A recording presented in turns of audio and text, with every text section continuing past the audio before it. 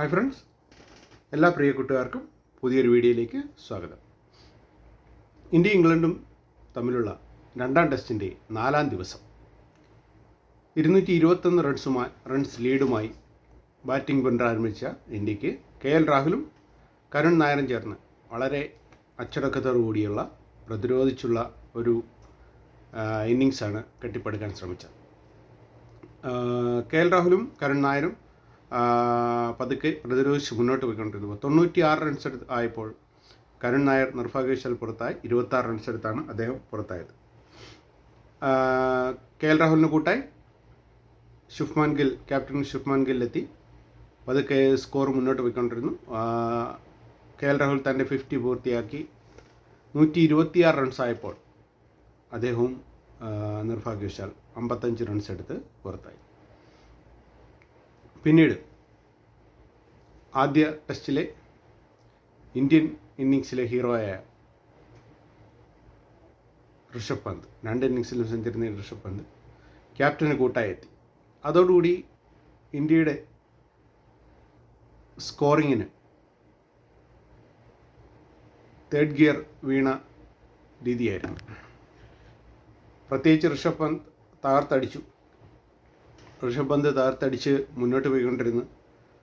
ഇത് കണ്ട് ഇൻസ്പിറേഷൻ ഉണ്ടായി ക്യാപ്റ്റൻ ശുഭ്മാൻ ഗില്ലും ഒരു സൈഡിൽ നിന്ന് അടി തുടങ്ങി. അങ്ങനെ ഇന്ത്യയുടെ സ്കോർ കുതിച്ചുയർന്നു. ഋഷഭ് പന്തും ശുഭ്മാൻ ഗില്ലും ചേർന്ന് 110 റൺസിൻ്റെ പാർട്ണർഷിപ്പാണ് ഉണ്ടാക്കിയത്.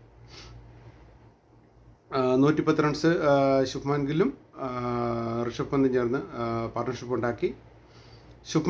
ഋഷഭ് പന്ത് പുറത്തായതിനു ശേഷം ക്യാപ്റ്റന് കൂട്ടായി എത്തിയത് ഒന്നാം ഇന്നിങ്സിലെ 86 റൺസ് എടുത്ത് മികച്ച പ്രകടനം കാഴ്ചവെച്ച സ്പിൻ ഓൾറൗണ്ടർ രവീന്ദ്ര ജഡേജയാണ്. അദ്ദേഹം ക്യാപ്റ്റന് കൂട്ടായി എത്തിയതോടെ ആദ്യ ഇന്നിങ്സിലെ അതേ പാർട്ണർഷിപ്പ് തുടർന്നു.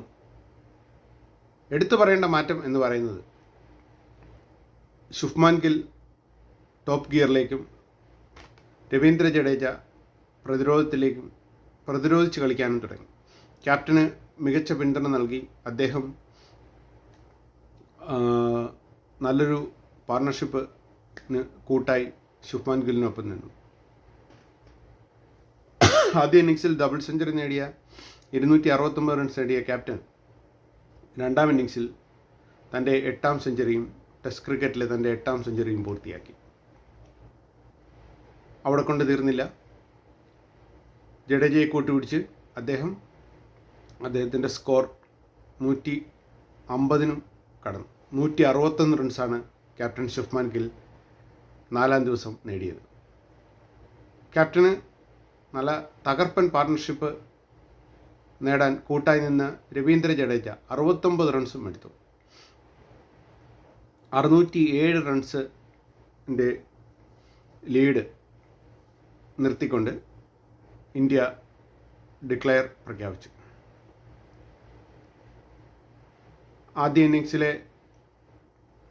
ആദ്യ ടെസ്റ്റിലെ പോരായ്മകളെല്ലാം മാറ്റിക്കൊണ്ട് ബാറ്റിങ്ങിൽ വാലറ്റവും മിഡിൽ ഓർഡറും എല്ലാം മികച്ചു നിന്നു. അതുകൊണ്ട് 607 റൺസിൻ്റെ വിജയലക്ഷ്യമാണ് ഇംഗ്ലണ്ടിന് മുന്നിലേക്ക് 4-ാം ദിവസം ഇന്ത്യ വെച്ചത്. അങ്ങനെ അവസാന സെക്ഷനിൽ 607 റൺസിൻ്റെ വിജയലക്ഷ്യവുമായി ഇംഗ്ലണ്ട് ബാറ്റിങ്ങിനിറങ്ങി. നിങ്ങൾക്ക് പൊതുവെ അറിയാം, ഈ കുറച്ച് നാളുകളായി ടെസ്റ്റ് ക്രിക്കറ്റിൽ അഗ്രസീവ് ക്രിക്കറ്റ് ആണ് ഇംഗ്ലണ്ട് കളിച്ചുകൊണ്ടിരിക്കുന്നത്. അപ്പം ഇംഗ്ലണ്ടിൻ്റെ മുന്നിൽ ഒരു 450-500 വെച്ചാൽ പോലും ചിലപ്പോൾ ഇംഗ്ലണ്ട് അത് പ്രതിരോധിച്ച് തകർത്ത് അടിച്ച് ജയിക്കും. അപ്പോൾ അങ്ങനെ 607 റൺസിന് വിജയലക്ഷ്യവുമായി ഇംഗ്ലണ്ട് 4-ാം ദിവസം അവസാന സെക്ഷനിൽ ബാറ്റിങ്ങിനിറങ്ങി. 11 റൺസ് എടുത്തപ്പോഴേക്കും ക്രൗലിയെ നഷ്ടമായി. ക്രൗലി ഡക്കായ 11-1 എന്ന നിലയിലേക്ക് ഇംഗ്ലണ്ട് ഫസ്റ്റ് വിക്കറ്റ് നഷ്ടമായി. മുഹമ്മദ് സിറാജാണ് ക്രൗലിയുടെ വിക്കറ്റ് നേടിയത്. ക്രൗലിയെ സായി സുദർശൻ്റെ കൈകളിൽ എത്തിച്ചുകൊണ്ട് മുഹമ്മദ് സിറാജ് ഇന്ത്യക്ക് ആദ്യത്തെ പുഞ്ചിരി സമ്മാനിച്ചു. അതിനുശേഷം ബെൻ ഡക്കറ്റ്, ആദ്യ ടെസ്റ്റിലെ സെഞ്ചുറി വീരനായ ബെൻ ഡക്കറ്റ് പതുക്കെ തകർത്തടിച്ച് കളിച്ചുകൊണ്ടിരുന്നപ്പോൾ 15 ബോളിൽ 15 അടിച്ച് അദ്ദേഹം നല്ല രീതിയിൽ കളിച്ചു വന്നപ്പോൾ 30-2 എന്ന നിലയിലേക്ക് ആകാശ് ദീപ് അദ്ദേഹത്തിൻ്റെ ഓഫ് സ്റ്റമ്പ് തെറിപ്പിച്ചു. ആകാശ് ദീപിൻ്റെ ഒരു ഉജ്ജ്വല ബോളിൽ ബെൻ ഡക്കറ്റിൻ്റെ ഓഫ് സ്റ്റമ്പ് തെറിച്ചുപോയി. അങ്ങനെ ഇംഗ്ലണ്ട് 30-2 വീണു. പിന്നീട് വന്നത് ജോ റൂട്ടാണ്. ഇംഗ്ലണ്ടിൻ്റെ വിശ്വസ്തനും ഇംഗ്ലണ്ട് നിരയിലെ ഏറ്റവും എക്സ്പീരിയൻസ്ഡുമായ ജോ റൂട്ട്. നിങ്ങൾക്കറിയാം, അദ്ദേഹം കുറേ ടെസ്റ്റുകളായിട്ട് നല്ല മികച്ച പെർഫോമൻസാണ് കാഴ്ചവെച്ചുകൊണ്ടിരിക്കുന്നത്. പക്ഷേ ഇംഗ്ലണ്ട് സ്കോർ 50-ലെത്തിയപ്പോൾ ആകാശ് ദീപ് ജോ റൂട്ടിൻ്റെ മിഡിൽ സ്റ്റമ്പ് തെറിപ്പിച്ചുകൊണ്ട് ഇന്ത്യൻ മുഖത്തെ പുഞ്ചിരി ഇരട്ടിയാക്കി. നിലവിൽ 3 വിക്കറ്റ് നഷ്ടമായ ഇംഗ്ലണ്ടിന് ഇനിയും 536 റൺസ് കൂടി വിജയിക്കാൻ വേണം. എന്തായാലും നമുക്ക് കാത്തിരുന്ന് കാണാം 4-ാം ദിവസം 5-ാം ദിവസം എന്താണ് സംഭവിക്കുന്നത്. 2 റിസൾട്ടുകൾക്കാണ് സാധ്യതയുള്ളത്. അതായത് ഒന്നുകിൽ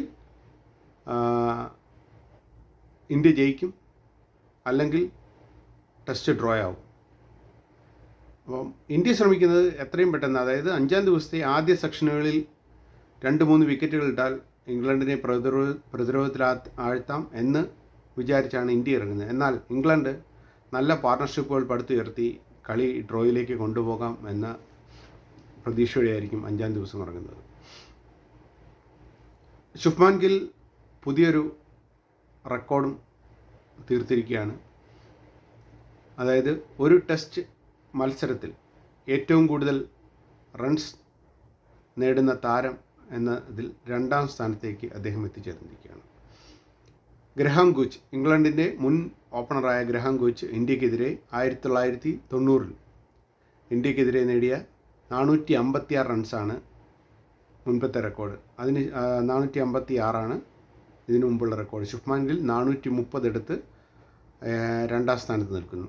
ഒരു ടെസ്റ്റ് മത്സരത്തിൽ ഏറ്റവും കൂടുതൽ റൺസ് നേടിയതിൽ 456 ഗ്രഹാം ഗൂച്ചും അതിനുശേഷം 430 ശുഭ്മാൻ ഗില്ലുമാണ്. അങ്ങനെ അദ്ദേഹം മറ്റു കളിക്കാരെല്ലാം പിന്നിലാക്കിക്കൊണ്ട് 430 റൺസ് എടുത്ത് 2-ാം സ്ഥാനത്ത് നിൽക്കുന്നു.